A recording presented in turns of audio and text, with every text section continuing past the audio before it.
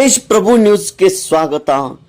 ರಸಿಕ ಮಂಡಳ ವತಿಯಿಂದ ನಡೆಯುತ್ತಿರುವ ಉಪನ್ಯಾಸಕ ಮಾಲೆ ಇಂದು ರವಿವಾರ ದಿನಾಂಕ 22 ಫೆಬ್ರವರಿ 2026ರಂದು ಶ್ರೀ ರಾಜಾ ಮಾळगी कसबा नूल ವಿಷಯ आता जागे होऊया ಅಸಾಧ್ಯತೆ ಸಾಧ್ಯ ಕರೀನ್ ಈ ಮರಾಠಿಯಲ್ಲಿ ಅವರು ಉಪನ್ಯಾಸವನ್ನು ನೀಡಿದರು. ಇಂದಿನ ಕಾರ್ಯಕ್ರಮದ ಪ್ರಾಯೋಜಕರಾಗಿ ಅರವಿಂದ್ ಜ್ಯೋತಿರಾಮ್ ಕುರಾಡೆ ನಿವೃತ್ತ ಕಂದಾಯ ಅಧಿಕಾರಿಗಳು ಪುರಸಭೆ ಸಂಕೇಶ್ವರ್ ಇವರಿಂದ ದಿವಂಗತ ಜ್ಯೋತಿರಾಮ್ ಪರಶುರಾಮ್ ಕುರಾಡೆ ಸ್ವಾತಂತ್ರ್ಯ ಸೇನಾನಿ ಇವರ ಸ್ಮರಣಾರ್ಥವಾಗಿ ಶ್ರೀ ಅರವಿಂದ್ ಜ್ಯೋತಿರಾಮ್ ಕುರಾಡೆ ಇವರು ಪ್ರಾಯೋಜಕರಾಗಿ ಇಂದಿನ ಕಾರ್ಯಕ್ರಮವನ್ನು ಅವರು ನೆರವೇರಿಸಿದರು. ಈ ಒಂದು ಕಾರ್ಯಕ್ರಮದಲ್ಲಿ ಅನೇಕ ನಾಗರಿಕರು ಮತ್ತು ಈ ಒಂದು ರಸಿಕ ಮಂಡಳದ ಪದಾಧಿಕಾರಿಗಳು ಉಪಸ್ಥಿತರಿದ್ದರು. ಈ ಕಾರ್ಯಕ್ರಮ ಶ್ರೀ ವಿಠ್ಠಲ್ ಮಂದಿರ್ ಗಾಂಧಿ ಚೌಕ್ ಸಂಕೇಶ್ವರ್ ಇಲ್ಲಿ ನಡೆಯಿತು. ದಿವಂಗತ ಜ್ಯೋತಿರಾಮ್ ಪರಶುರಾಮ್ ಕುರಾಡೆ ಸ್ವಾತಂತ್ರ್ಯ ಸೇನಾನಿ ಇವರ ಒಂದು ಸ್ಮರಣಾರ್ಥವಾಗಿ ಶ್ರೀ ಅರವಿಂದ್ ಜ್ಯೋತಿರಾಮ್ ಕುರಾಡೆ ನಿವೃತ್ತ ಕಂದಾಯ ಅಧಿಕಾರಿಗಳು ಪುರಸಭೆ ಸಂಕೇಶ್ವರ್ ಇವರು ಇಂದಿನ ಪ್ರಾಯೋಜಕರಾಗಿದ್ದರು. ಉಪಸ್ಥಿತಿ ವಿಶೇಷವಾಗಿ ಮುಖಂಡರಾದ ಶಂಕರರಾವ್ ಹೆಗಡೆ, ಪುಷ್ಪರಾಜ್ ಮಾನೆ, ದುಂಡಪ್ಪ ವಾಳ್ಕೆ, ಸುಮನ್ ಜಾಧವ್ ಹಾಗೂ ಅನೇಕ ಗಣ್ಯಮಾನ್ಯರು ನಾಗರಿಕರು ಈ ಕಾರ್ಯಕ್ರಮದಲ್ಲಿ ಪಾಲ್ಗೊಂಡಿದ್ದರು. ತೇಜ್ ಪ್ರಭು ನ್ಯೂಸ್ ಸಂಕೇಶ್ವರ್.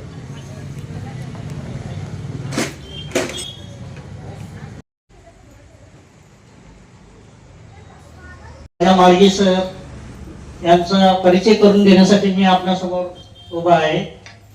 माळगी सरांचा परिचय हा परिचय मी सांगणारच आहे, परंतु त्यांचा परिचय अगदी 2 शब्दामध्ये करणं मला उचित वाटतंय. एक अष्टपैलू व्यक्तिमत्व. माळगी सर हे एक अष्टपैलू व्यक्तिमत्व आहे. माळगी सरांचं गाव नूल आहे. माळगी सर सध्या क्रांतिसिंह नाना पाटील महाविद्यालय वाळवा जिल्हा सांगली येथे एक विद्यार्थी प्रिय मराठी प्राध्यापक म्हणून काम करीत आहेत. त्याचबरोबर मराठी संत साहित्य आणि कन्नड शरण साहित्य यांचे ते गाडे अभ्यासक आहेत. त्याचबरोबर पद्मभूषण क्रांतीवीर डॉक्टर नागनाथांना नायकवडी यांच्या अनेक चळवळीमध्ये त्यांचा सक्रिय सहभाग होता. तसेच विद्यार्थी दशेपासून ते राष्ट्र सेवा दलाचे सैनिक म्हणून कार्यरत होते. अनेक साहित्य संमेलनातून त्यांनी आपले विचार मांडलेले आहेत. त्यांचा सक्रिय सहभाग त्यांनी त्या ठिकाणी दाखवून दिलेला आहे. कथा, कविता, वैचारिक आणि समीक्षणात्मक लेखन सुद्धा त्यांनी केलेलं आहे. त्याचबरोबर महाराष्ट्रातील मान्यवर साहित्यिकांच्या पुस्तकांना प्रस्तावना देण्याचं काम, लिहिण्याचं काम सुद्धा त्यांनी अतिशय खुबीनं पार पाडलेलं आहे. सामाजिक, शैक्षणिक, सांस्कृतिक कार्याची दखल घेऊन त्यांना आतापर्यंत 17 पुरस्कार मिळालेले आहेत. कालच त्यांना एका संस्थेचा आदर्श प्राध्यापक असा पुरस्कारानं गौरवण्यात आलेला आहे. त्यांना गेली 16 वर्ष सातत्याने शंकेश्वर या सीमा भागातल्या गावावर सुरू आहे. त्या रसिक व्याख्यानमालेमध्ये अनेक मान्यवर यापूर्वीही येऊन गेलेले आहेत.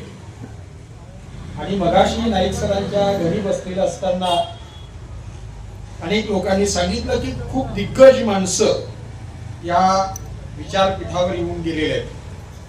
त्या विचारपीठावर मला उभं राहण्याची संधी मिळते हे मी माझं भाग्य समजतो.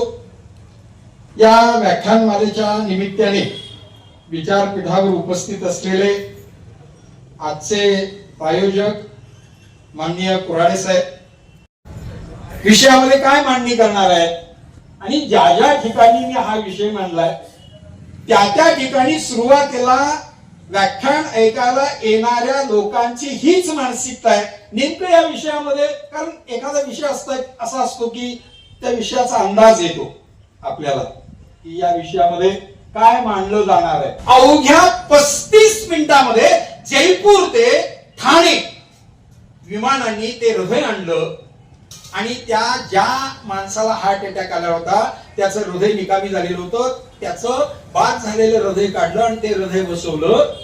2 मरणाऱ्या माणसापैकी एका माणसाला जिवंत ठेवण्यामध्ये भारतीय डॉक्टर यशस्वी. काय म्हणून सांगू तुम्हाला मी, जगामध्ये सुदैवानी म्हणा किंवा दुर्दैवानी म्हणा 11 देशांच्याकडे अण्वस्त्र आहेत. किती? 11 देशांच्याकडे अण्वस्त्र आहेत. भारताकडे आहे आणि दुर्दैवाने आपल्या शेजारच्या दोन्ही देशांच्याकडे म्हणजे पाकिस्तानकडे आणि चीनकडे हे 2 शत्रू आहेत आपले. समजा जसं 46 ला अमेरिकेला दुर्बुद्धी सुचली आणि जपानच्या नागाशिका आणि हिरोशिमावर त्यांनी बॉम्ब टाकले आणि सगळा जपान बेचिराख करून टाकला, तसं उद्या पाकिस्तानच्या डोक्यामध्ये दुर्बुद्धी सुचली आणि भारतातले महत्वाचे 4 ज्याला आपण महत्वाची शहरं म्हणतो, अत्यंत महत्वाची अर्थव्यवस्था ज्या 4 शहरांवर अवलंबून आहे, त्याच्यातलं पहिलं 1 नंबरचं शहर आहे मुंबई, 2 नंबरचं शहर आहे कलकत्ता, 3 नंबरचं शहर आहे चेन्नई, पूर्वी त्याला मद्रास म्हणायचे, आणि 4 नंबरचं शहर आहे आपलं कॅपिटल सिटी दिल्ली. पाकिस्तानला वाटलं की या 4 शहरावर आपण बॉम्ब टाकवावं आणि देश उद्ध्वस्त करून टाकावा. समजा पाकिस्तान मधून ते अण्वस्त्र लॉन्च झाल्यानंतर म्हणजे अवकाशात आल्यानंतर भारतातल्या या 4 शहरावर येऊन आदळायला 8 मिनिटाचा अवकाश लागतो असं जर गृहीत धरलं, तर तिथून हवेमध्ये ते अण्वस्त्र आकाशात उडल्यानंतर 2.5व्या मिनिटावर आपल्या देशातल्या सेन्सिटिव्ह रडारवर दिसायला लागतील. अशी व्यवस्था केलेली आहे आपल्या देशाने. 2.5 मिनिटामध्ये आपल्या देशाच्या सेन्सिटिव्ह रडारवर दिसायला लागतील आणि 3ऱ्या मिनिटामध्ये हवेतल्या हवेत ते बॉम्ब नाहीसे करण्याची ताकद आज आपल्या भारताकडे. त्यामुळे एका अर्थाने निवांत झोपायला काय हरकत नाही. आपल्या डोक्यावर 2-2 हजार एपिसोडच्या माध्यमातून मारले जातात. प्रश्न आहे जागो होणारा. शिवाजी महाराजांचा एंड ऑफ हिस्ट्री लक्षात घ्या. शिवाजी महाराजांचा इतिहास दाखवायला आपल्याला लाज वाटते, कारण इतिहास वाचल्यानंतर प्रेरणा मिळते ना. 2026 आज येथे दुसरे पुष्प संपन्न झाले. खरोखर आज श्री राजा माळगी सरांनी आता जागूया विषयावर अतिशय सुंदर व अतिशय उत्कृष्टरित्या व्याख्यान दिल्याबद्दल मी त्यांचे रसिकतर्फे व मनापासून मी त्यांचे आभार व्यक्त करतो. तसे कुराडे सर यांचे देखील मी रसिकतर्फे व मी माझ्या वतीनं त्यांचे आभार व्यक्त करतो. तसेच आजच्या कार्यक्रमाचे आणखीन एक प्रायोजक श्री शरद जोशी सर पुणे यांचे देखील मी रसिकतर्फे व माझ्या वैयक्तिक वतीने मी त्यांचे मनापासून आभार व्यक्त करतो.